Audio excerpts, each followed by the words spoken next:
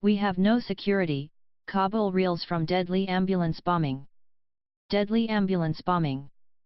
Fear and despair in Afghan capital after more than 100 people killed in suicide attack. Kabul has reacted with despair and fear to one of the worst attacks for months in the Afghan capital, which killed more than 100 people and wounded at least 235.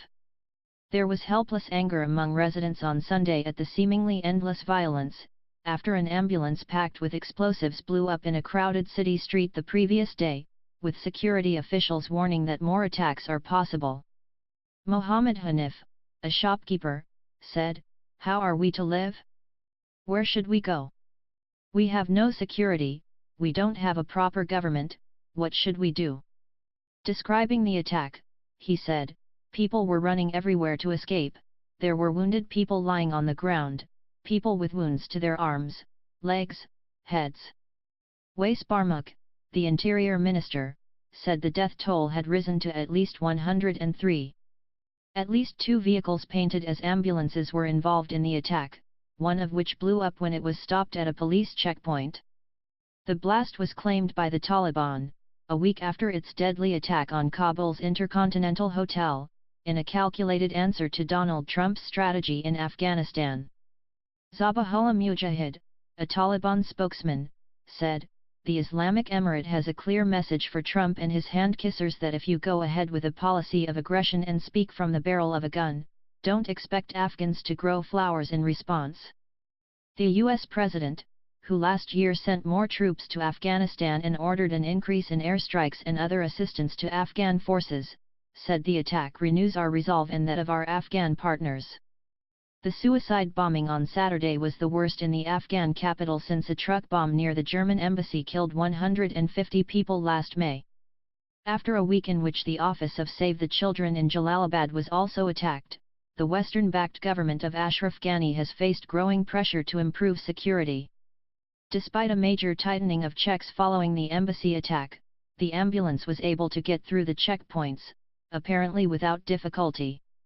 The bombing, in one of the most heavily protected parts of the city, close to foreign embassies and government buildings, showed the ability of the Taliban to mount deadly, high-profile attacks that undermine confidence in the government is undiminished.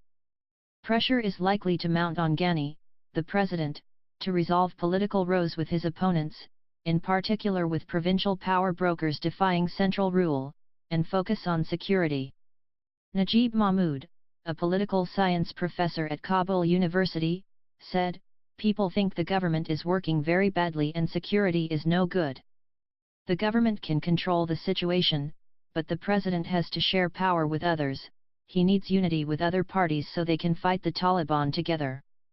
The former U.S. ambassador to Afghanistan Zalmay Khalilzad called for Ghani's government and its main political rival, Atta Mohammed Noor, to come together and resolve their differences. The head of the UN mission in Afghanistan described the attack as an atrocity and it drew widespread condemnation from neighboring countries and allies, who had expressed confidence that the US strategy was producing results. The Afghan president's office declared Sunday a day of mourning and said Monday would be a day off to allow for victims' families to be cared for. "Since you're here, we have a small favor to ask.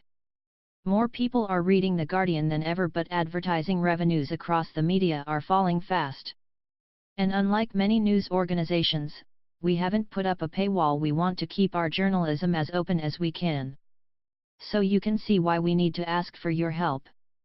The Guardian's independent, investigative journalism takes a lot of time, money, and hard work to produce.